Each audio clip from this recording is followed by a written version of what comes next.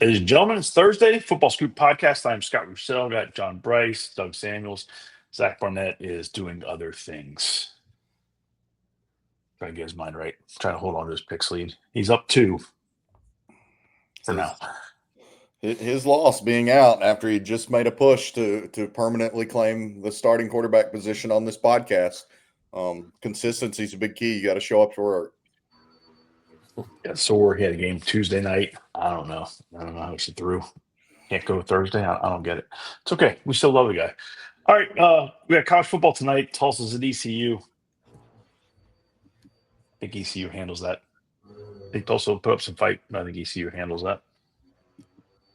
Yeah, probably. But Tulsa is, and not just because of the win against the dreadful Oak State team. I mean, they've been in almost every single game. Mm-hmm. Trey Lamb, once again, just making an immediate impact. What he did at Gardner-Webb had never really been done. He had one strong year at ETSU that he parlayed into this Tulsa opportunity. And as we noted on our recent Intel piece, Scott Barfield, his special teams coordinator, is an elite dude. Agreed. Friday night, Louisville is at Miami, and I think Louisville gives them way more than they want. And Louisville might just win that game. I'm still hearing those picks, but I'm telling you, Louisville's deep in that one.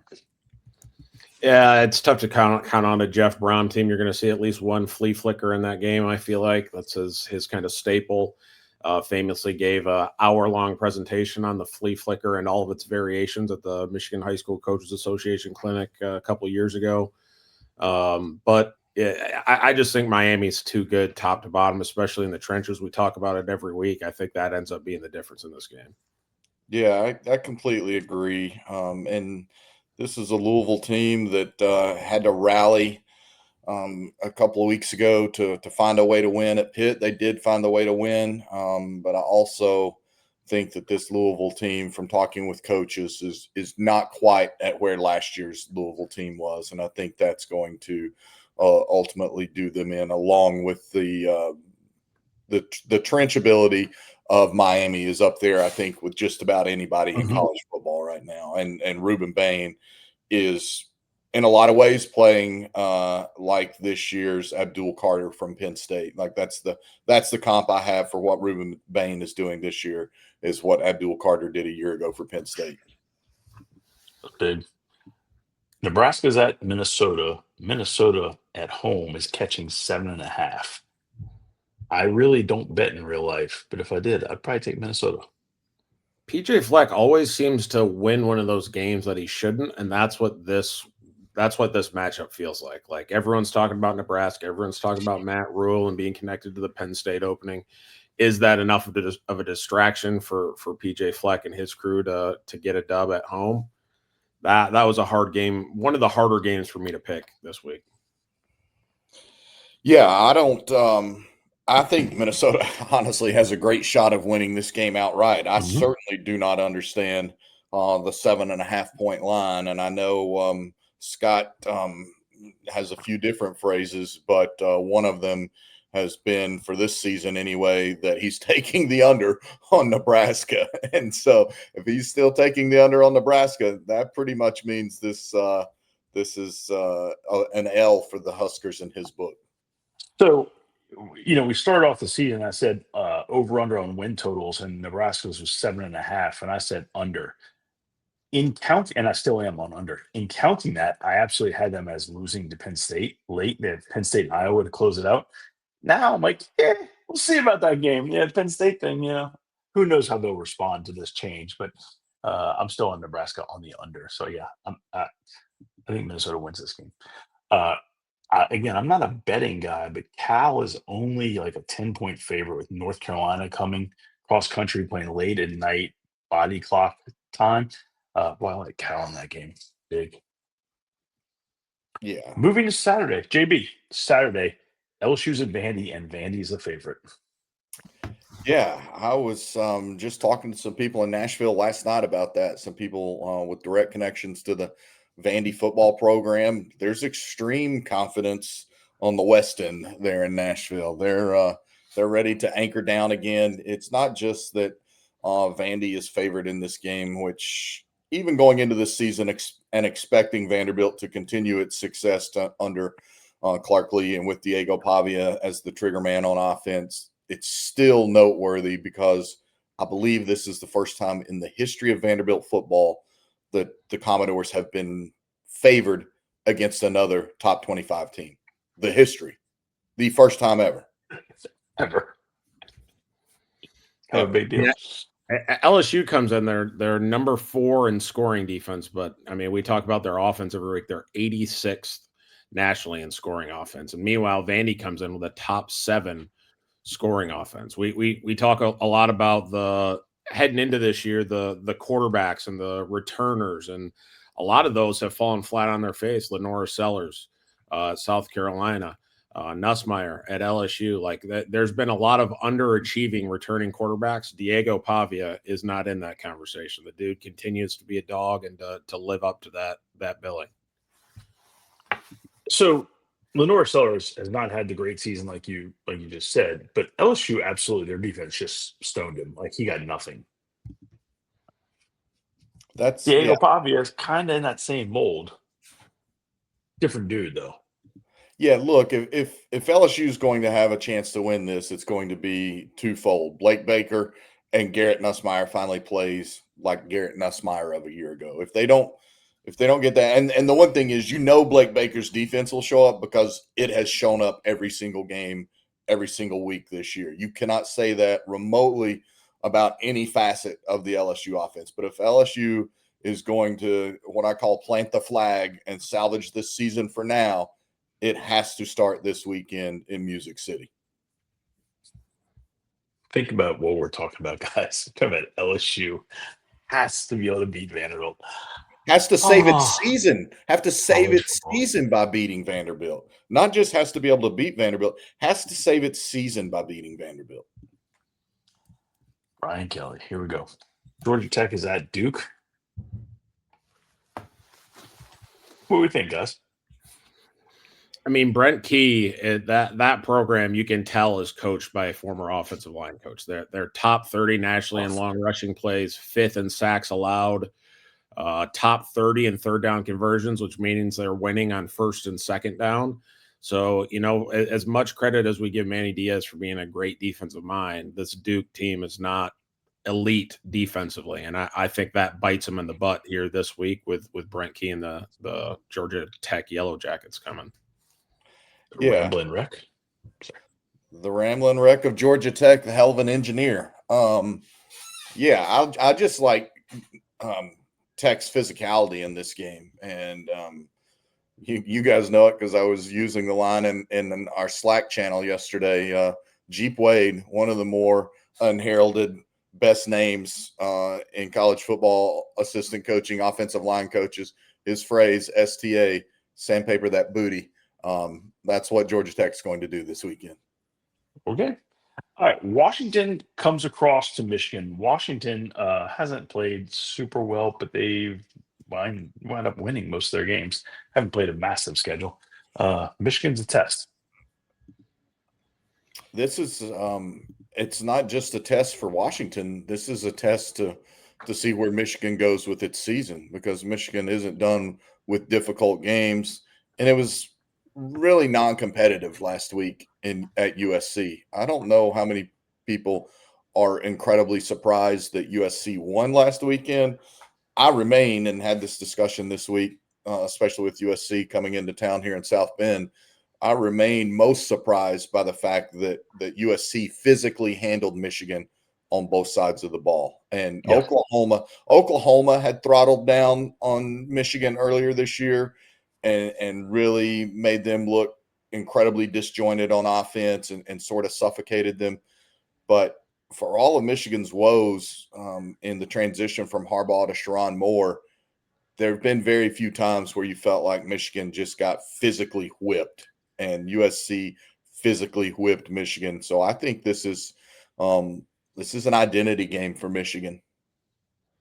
I saw Washington's O-line is on the midseason watch list for the Joe Moore Award, which I believe is the best award in college football, going to the best offensive line unit.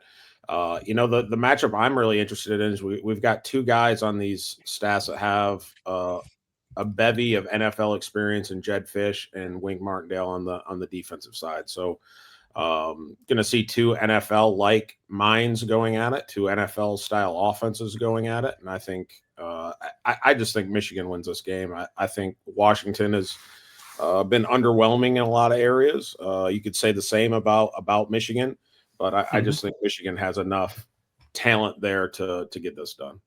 If Washington comes cross country and gets another win after doing so by coming from behind in the fourth quarter at Maryland, it will again be because of the Huskies defense. We haven't seen enough out of Washington's offense over the first almost 2 months of this season. But the defense even throttled down on Ohio State a couple of weeks ago there in Seattle and held the Buckeyes, I think, to 23 or 24 points and kept that game relatively close. I think it was maybe a 13-6 game at one point before Ohio State ended up winning, like I said, 23-6, 24-6, something along those lines. So if you can hold down that Ohio State offense, your defense should give you a chance at Michigan. What kind of bounce back does Bryce Underwood have after, I think, throwing 2 picks last week at USC? Yeah, bad week. Yep. All right, you mentioned Oklahoma. Oklahoma is at South Carolina. South Carolina's a heck of a stretch. Couldn't get it done versus LSU. Now they got Oklahoma's not playing great either. How's this one play out? Oklahoma's a different team without John Mateer a healthy, full strength John Mateer. I think I liked it, Oklahoma in this one. I think Brent Venables taking the reins of the defense has paid off big so far. So I think the Sooners get this one. South Carolina's got a murderer's row remaining on their schedule, and I just think Oklahoma gets this one.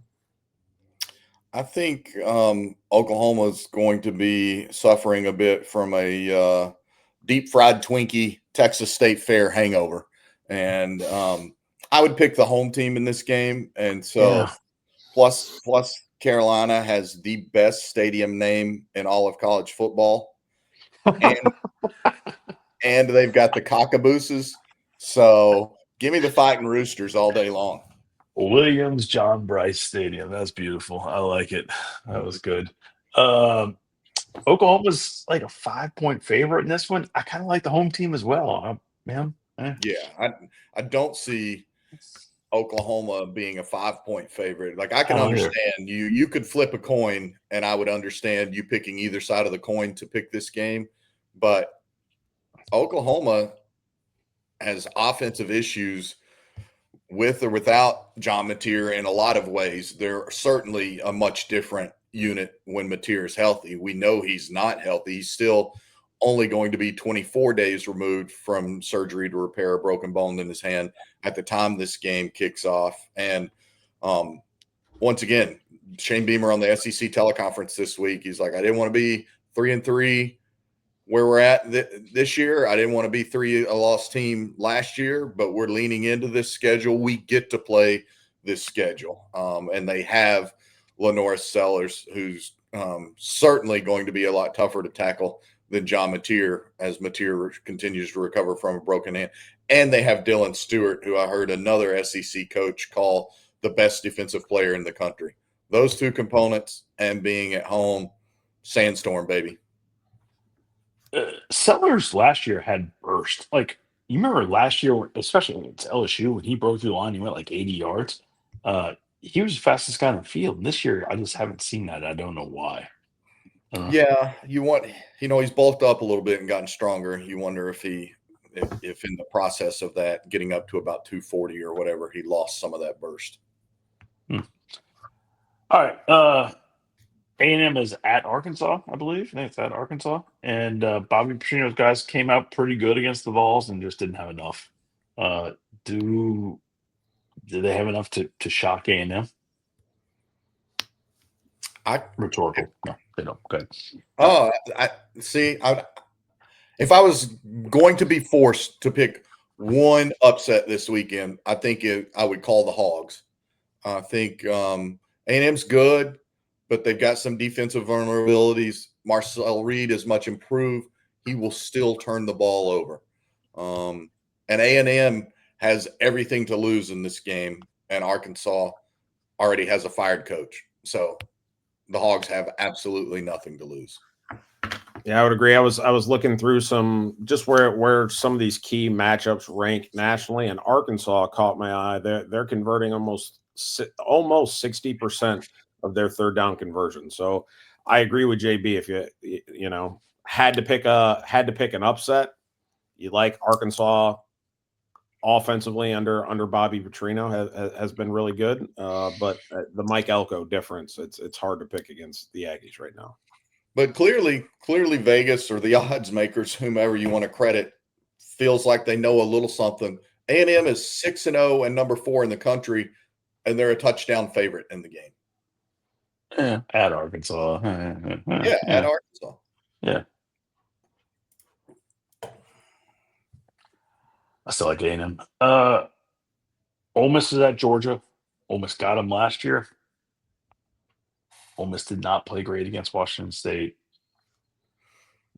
Georgia, I don't know, guys. What do we think? It feels like to be a national title contender for most teams, you've got to survive one of those trap games, and I think that's exactly what happened to Ole Miss last week. They were looking past Washington State in anticipation of this Georgia matchup, and Lane Kiffin ripped into his team at the end of the game, saying, this is not our standard.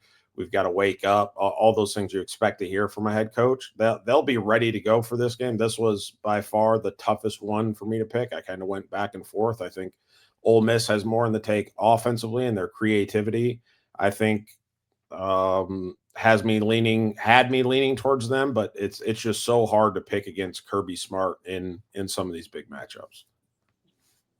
Well, especially when you get as many timeouts as you want. That's true. Wave them off. That way, I wouldn't call timeout. They're not calling timeout. I think Georgia wins, and I think Georgia covers. What Ole Miss has done under Lane Kiffin is phenomenal. I think he noted they're 28-1 in their last 29 home games. Well, this is not in the Grove, baby. And Kirby Smart is not losing 2 games inside Sanford Stadium this season, and he's already lost 1. And as much as Trinidad Chambliss is this year's Diego Pavia story, I think that fairy tale gets a chapter they don't want this weekend between the hedges. So I like Georgia, and I like Georgia to cover. I like Georgia to win the game. Don't know about covering. Doesn't matter, though. Just skins on the wall. SMU is at Clemson, boys. It's not the same SMU squad that we saw last year. You could also say the same for Clemson, but Clemson's got a little bit more momentum on their side. I think they've figured some things out as far as who they are. I pick Clemson in this one. Yeah, I've got the Tigers. I'm not a big mock draft guy, but I respect what Mel Kiper has done, the longevity of it, and I think he's got 3 Clemson players in his top 20, maybe his top 18. And I think all 3 of those guys are defensive players. And for whatever reason, SMU is not remotely approaching the levels it was a year ago. And it's crazy to think we're just now at the midpoint of October, 15 days from Halloween, and an ACC championship game rematch of 2 teams that went to the playoffs is a complete afterthought in my weekend. Yeah, like right. it's an absolute non-needle mover.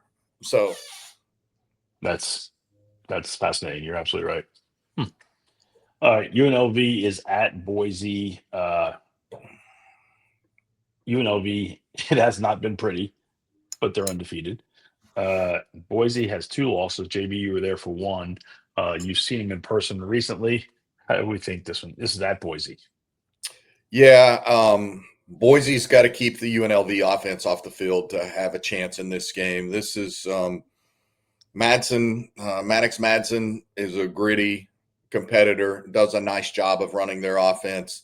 This Boise team is a shell of what we saw a year ago, and I don't think it can play catch up very well on the offensive side. So It has to stay on the field, and its defense has to get some early stops because UNLV can score with anybody. Now they can't stop anybody from scoring. Their defense has got to quit treating it like some of those Vegas spots that I'm talking about. Like everybody's having a good time. That can't continue to be the case. UNLV is ranked 111th nationally in scoring defense, giving up about 30 points a game. So that you're not going to remain undefeated giving up 30 points a game. I mean, they beat Air Force last week like 51-48, and they had to score in the last minute to score. Yeah. Win. And then Arizona, Air Force should have come back, but they anyway. Yeah. And I love Troy Calhoun and Air Force. Like the people who regularly watch this pod or listen to me anywhere else know my respect for Troy Calhoun, and then the dude knows offense. Air Force does not go around scoring 48 points. No, they do not. Vegas is smarter than we are typically. Boise's almost a 2-touchdown favorite in this one. And I'm like,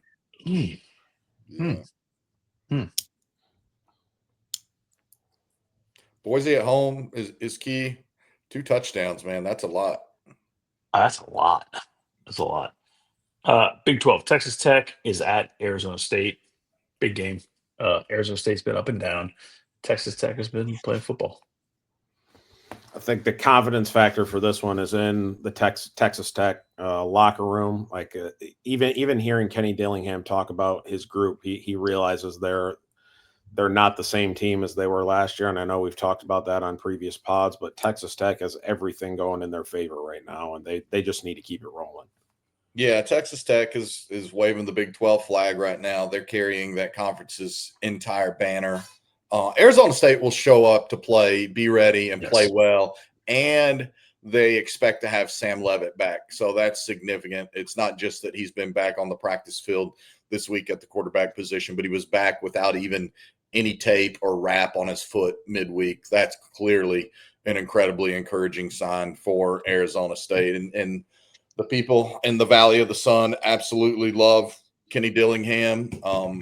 But a 4:00 game is a lot different than if that game was under the lights at night. And so I think because of that, Texas Tech, for being this iteration of Texas Tech, all these guys have only played together this year, but they all have played a lot of football. So they'll handle this situation okay, because even though they're new teammates, they're not new by and large to significant games like this. Yeah, I think out there that's like a 1:00 kick. Yeah. All right. I'm not saying Zach didn't come on this podcast because Texas is at Kentucky, but maybe Zach didn't come on this podcast because Texas is at Kentucky. Yeah, he's been calling this loss since preseason, so I doubt we're picking this game this week. I clearly have not even looked at our picks, but if we were, I doubt that Zach, I'll impugn him since he's not here. I doubt that Zach would follow through on 8 weeks of saying Longhorns better watch out or they'll get steered in the bluegrass. I doubt he would pick Kentucky. Agreed.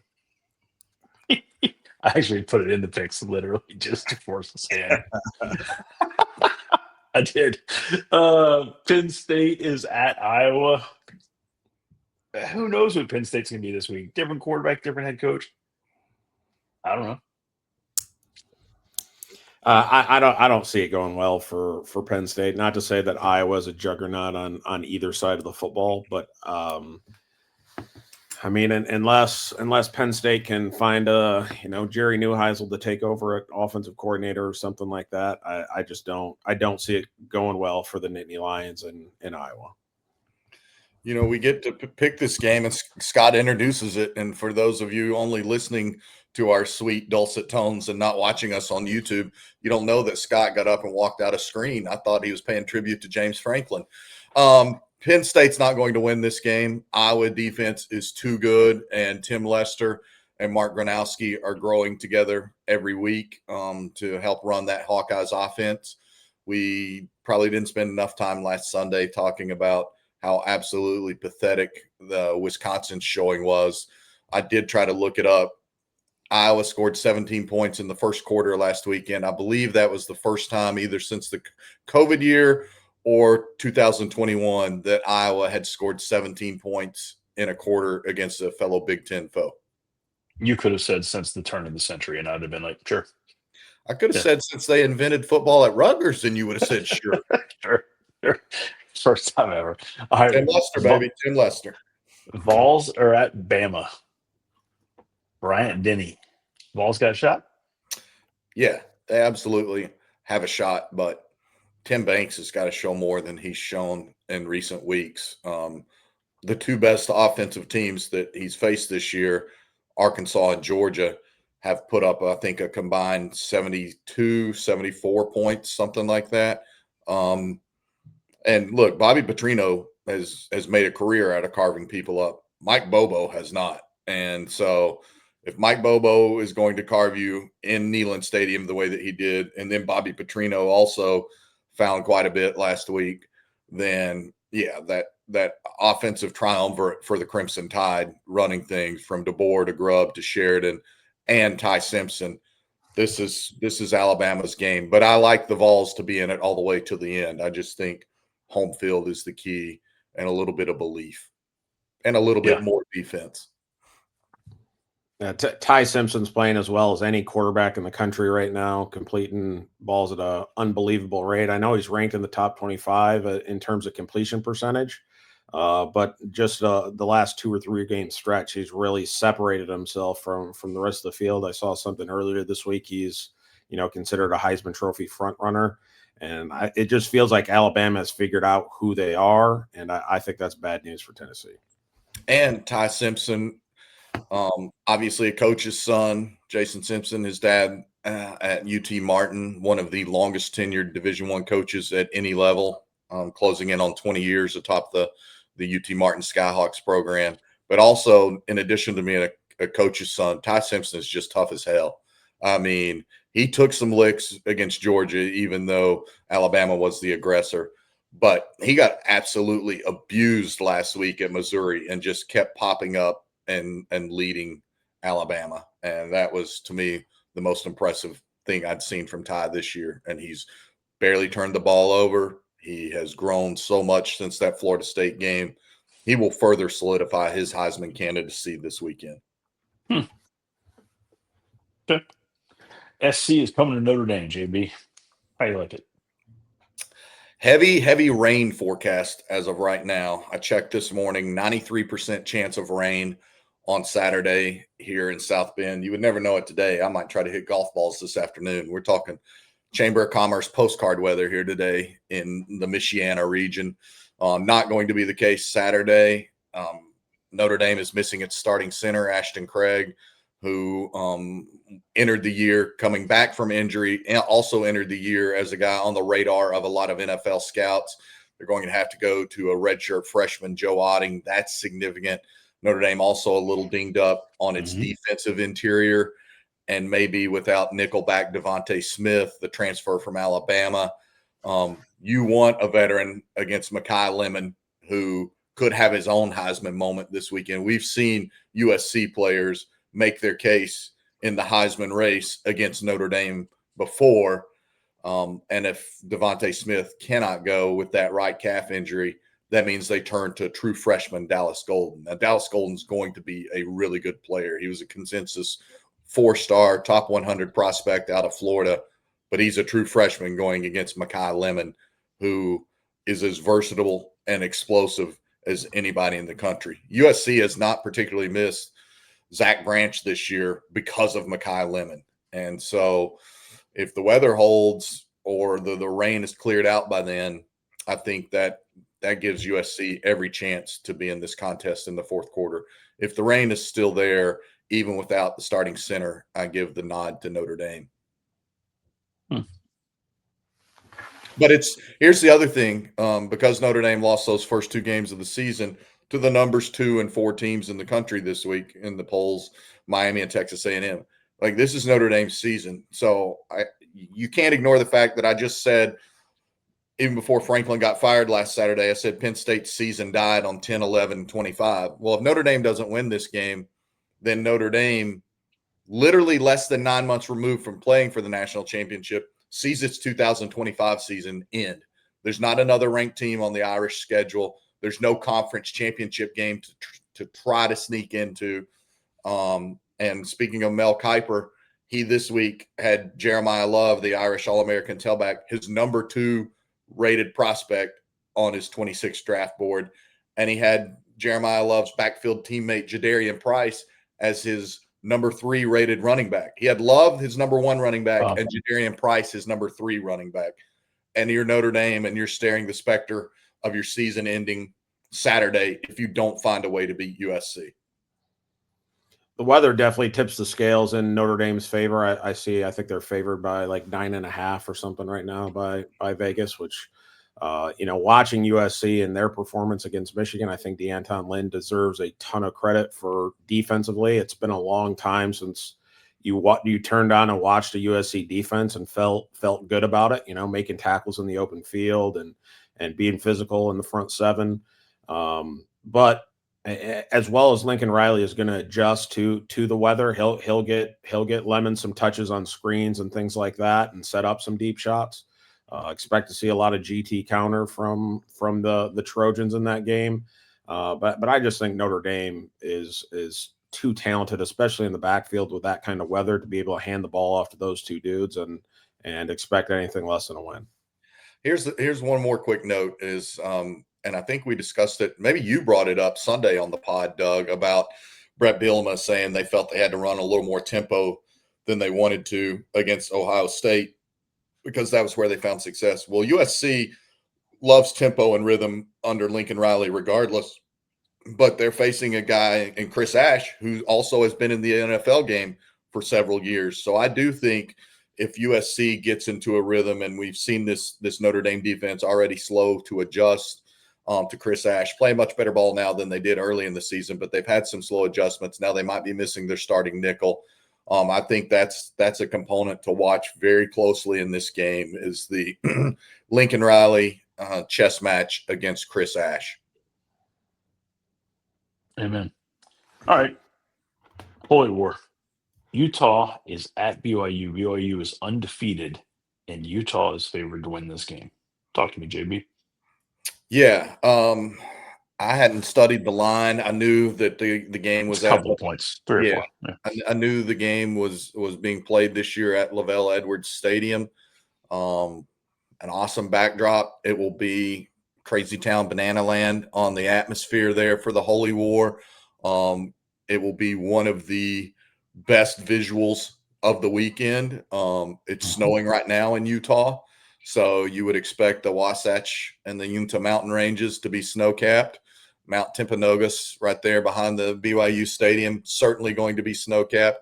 But I think this is also putting a cap on BYU's perfect start to its season. I like Utah's physicality. I like Utah's defensive line. Bear Bachmeier running the BYU offense is this gritty, true redshirt freshman, as it was put to me. He doesn't know what he doesn't know. He doesn't know when he's not that good at something. He's just out there playing ball, and he makes almost every game look like backyard football for the Cougars.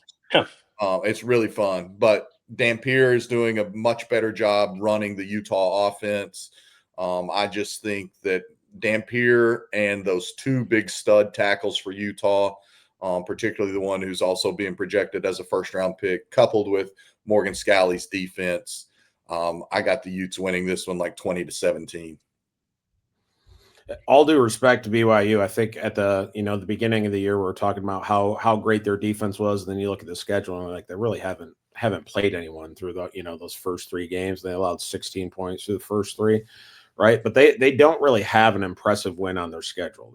They beat Colorado by 3, they beat West Virginia by 14, Arizona their last game won by 6. It just feels like this BYU team is undefeated, but I don't think they're a great undefeated. This would go a long way in staking claim to being legit, right?